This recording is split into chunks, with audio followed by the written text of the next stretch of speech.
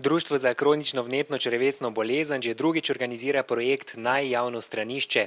V sklopu projekta komisija izbira mesto z najbolj urejenimi javnimi stranišči.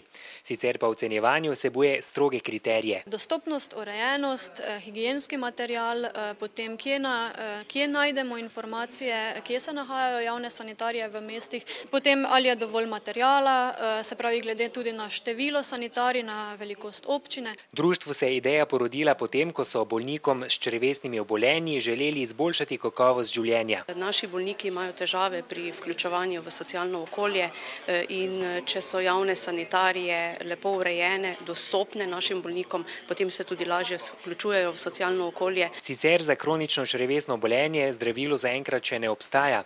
Prizadene pa lahko kogarkoli v kateremkoli življenjskem obdobju. Človek z takšnim vnetnim zagonom lahko odvaja tudi do 30-40 dnevno.